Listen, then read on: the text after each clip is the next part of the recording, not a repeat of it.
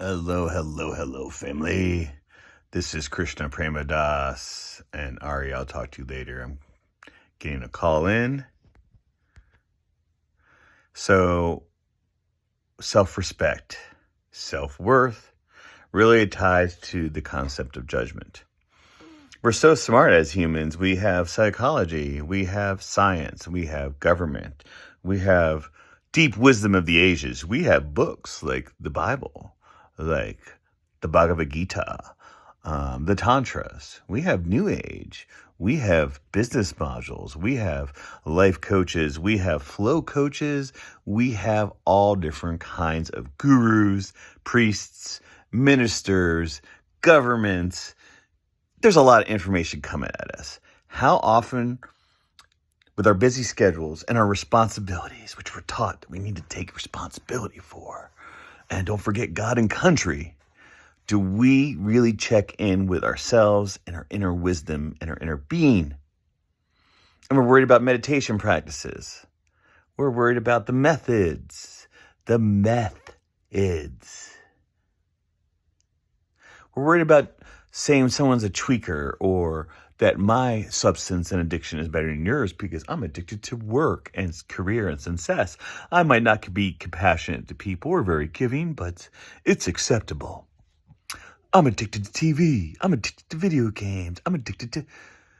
Stop.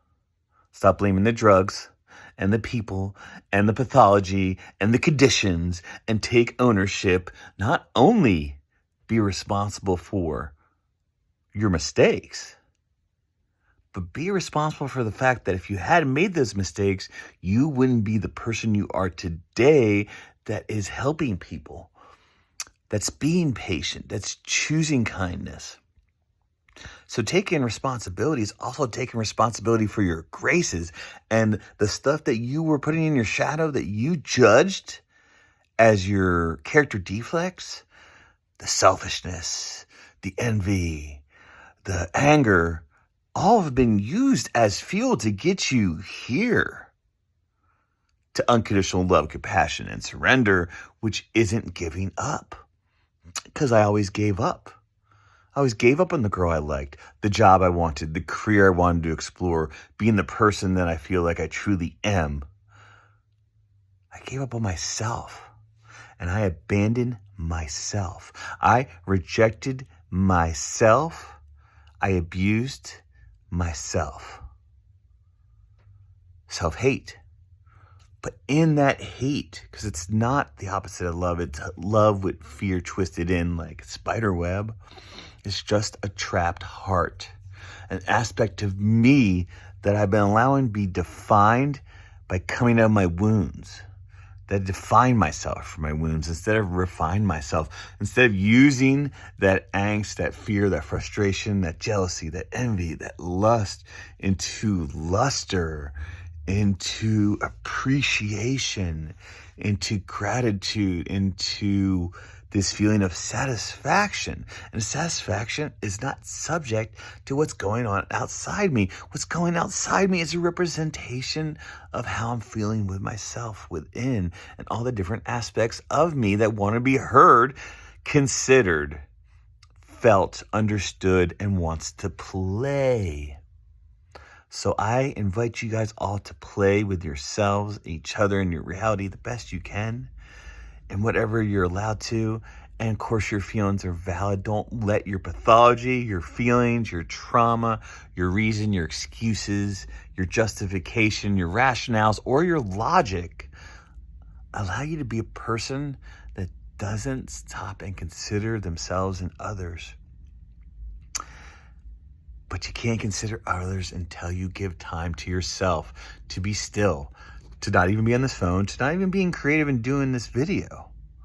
But if I hadn't spent time to myself, in my own energy, then I wouldn't be able to do that because we are part of each other and sometimes we lose a little part of us that we give to someone else. Because we are sacrificing who we are and what we want because we were taught that compromise is the thing, that politics are the things, that walls are the things because walls are not boundaries. Boundaries are just indicators of what you prefer and what you don't. And if you feel something's off energetically,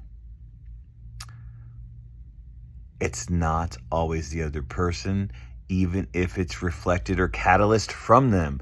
Because at the end of the day, everything that you feel is still just a version of your own energy. And I've been scared of myself. And I've been scared to speak my truth because I didn't want to hurt anybody. And that was so selfish of me because I'm not the controller. There is an organization, an orchestration going on in all of existence. And we are the connective tissue. And if you want to be the bleeding heart, go ahead. And if you want to be the superior mind, go ahead. But if you want to be in cohesion, clarity, center, then whatever path you choose, just know it always leads home, and the door is always open, and the light is always on, and that you're always family, and that you're always loved, and you're never a fucking lone. But you can fuck alone. No, just joking. This is about expansion and learning to radically accept yourself. And when you do that, the rest is easy and playful and fun. And that's what kids teach us, because we learn from everybody, and everybody's our teacher. This plant, the omen, the clouds, the wind, the fire, the earth, the divine spirits, the demons, the angels, they all teach us, and they all expand as well. They all grow out of their own self-induced shit as well. And if you don't want to be shitty to yourself or others, then you got to stop compromising. You got to stop following obligation and law and listen to your inner guidance. And that takes time and space, play, not so much consuming, but creating. I like my walk. I like my talk. I like my words.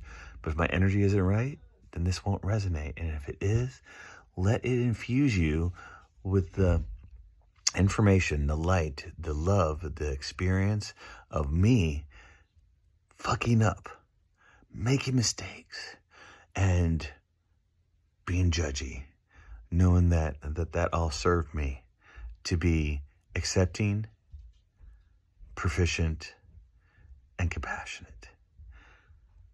And I like being this person. And I like you being who you are, whatever it is. And guess what? I'm going to disappoint you. You're going to disappoint me. We're probably going to feel anger because we didn't fully express clear boundaries and structures that were safe because, well, we just wanted things to be a certain way, didn't we? We were invested in the outcome. I invite you to invest in the journey with me. Please feel free to leave your comments, considerations, viewpoints, disagreements, agreements, or whatever at the end of this visual video, to have some more engagement. That I would appreciate. Namastizzle, and you're watching The Cosmic Mirror.